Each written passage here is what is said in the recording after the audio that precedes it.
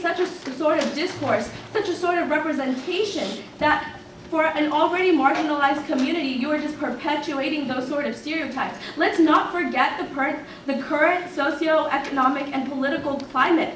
Because of all sorts of buzzwords around ISIS, around terrorism, these are being linked to Islam when it has nothing to do with Islam. The fact that we don't allow for Syrian refugees, these sort of depictions is all laid down with the language that we use and the representations that we create. And these representations don't just get a free pass with the First Amendment.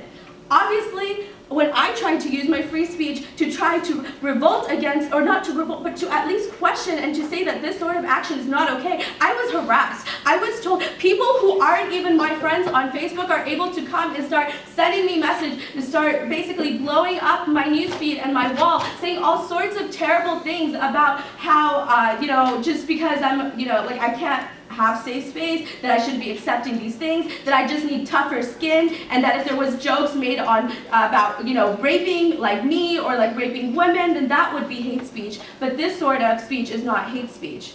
So at the end of the day, you need to reevaluate what you think are First Amendment rights. You need to evaluate what kind of precedent you're setting, because already there are organizations that are questioning the credibility of our school and of the students that we're sending out to the real world.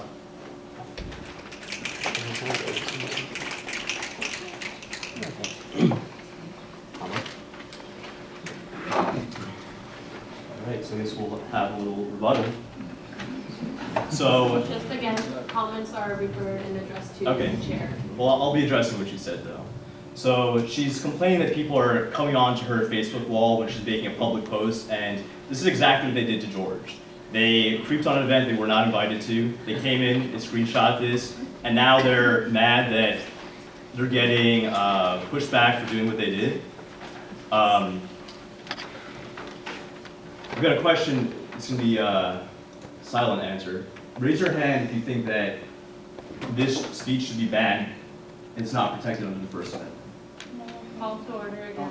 Refer only to the chair as opposed to the group. Can you address the question?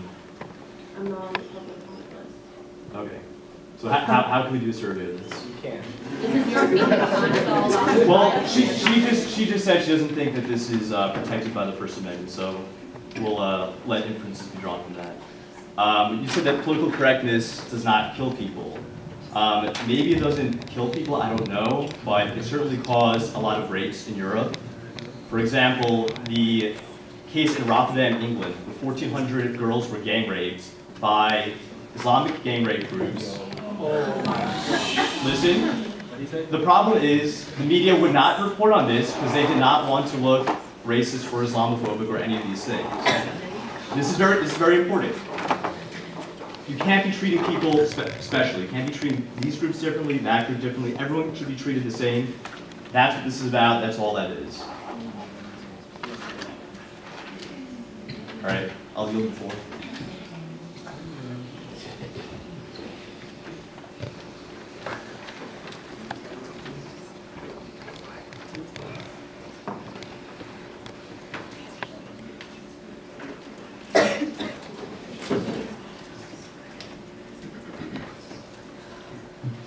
I apologize that everyone had to hear that. Thank you.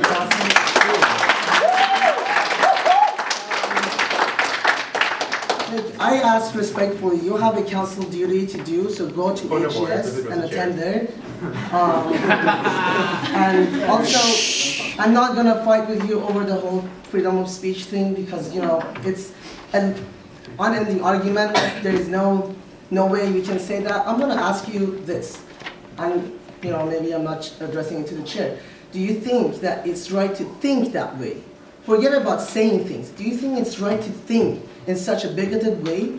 You have so many people here today that are talking about how frustrated, how scared, and how triggered they were by all these comments that were made.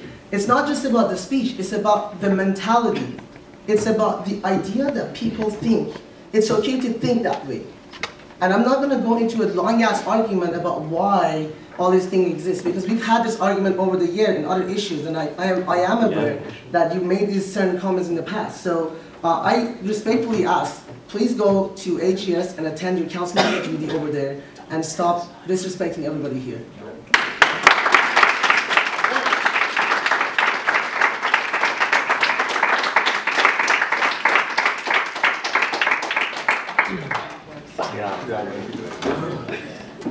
Would anyone else like to be on the speakers list?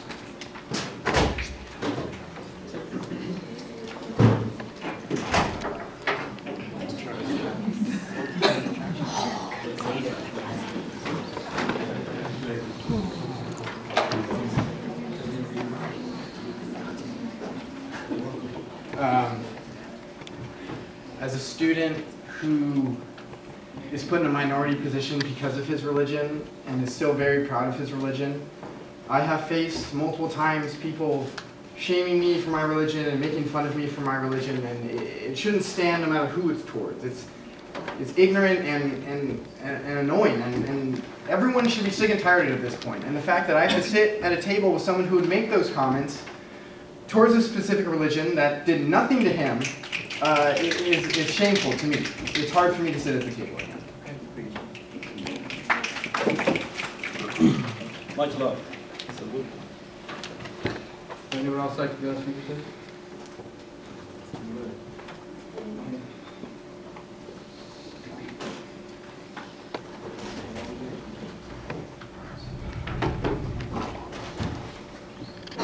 We can do this back and forth already. But I just urge the Village Council to take it seriously on who's sitting at your table and who's making the decisions for the school, for the budget, for the year, and who's representing the students of the Palm Mirage. I know there are ways to get people off of this Village Council, and he does not belong in the Village Council. He does not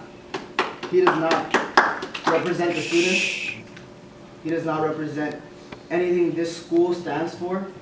And whoever is part of his organization should seriously consider having this person as their president for the next year. What kind of values are they setting? And for those, for the administration that are at Student Life and Leadership right now, I urge you to look into this, because this is not only an individual case. This is an organization. This is an organizational case as well, because both the president of the next year and the vice president next year commented. And when they started the comment, Ariana, she explicitly stated, "I am the vice president of the UCI Republicans." And that I'm assuming she was talking on behalf of this organization. So please look into this. Look into this. Do we really want this type of organization on our campus? And please help me in getting rid of these people who have these ideologies, who thinks it's okay to say things like this, who thinks it's okay to put other people's lives down. Thank you for hearing us, and I know you guys will make the best decision and the correct decision. Have a good night.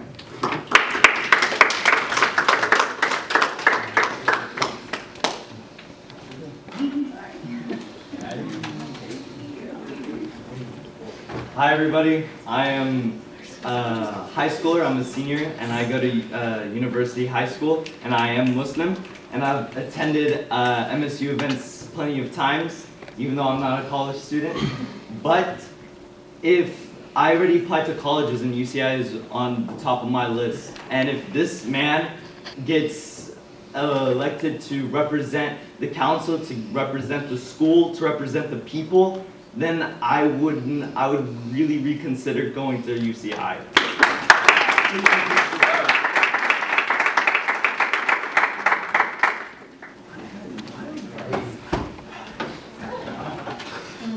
My name's Lisa. I'm on the board at MSU. I just want us all to take a minute to step away from this incident, and even to step away from George, who committed a lot of these comments, and to think about how this type of issue happens over and over and over again. With the Fiji incident, with blackface, with there are multiple events that have happened throughout the years to multiple minority groups. This issue is more systemic. This issue is always recurring, and it's not just, this isn't just to remove George from council. It's to create a campus climate where like we are educated, where we promote dialogue about like the nuances of minority identities, and where we can like have safer spaces.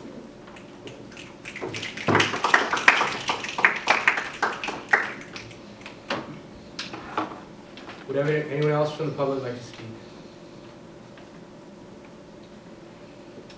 If there are no further comments, I just wanted to address some of the concerns of students in terms of ASUCI. Legislative Council does have different avenues and resources provided to students, and some of the students were concerned about having an impeachment. There are different avenues, and that is something that each of your council members should provide you with information for. When you elect an official, you do have that power and agency to impeach anyone you have elected. You do not find that they are upholding the values of their position. So if you would like to message me afterwards or contact me, you are more than welcome to, and we can discuss those different avenues. And if you need any other resources from ASUCI, that is what we are here for. I thank all the speakers who came out again, and if there are no further comments, and are there Muhammad, are there further? Just one more.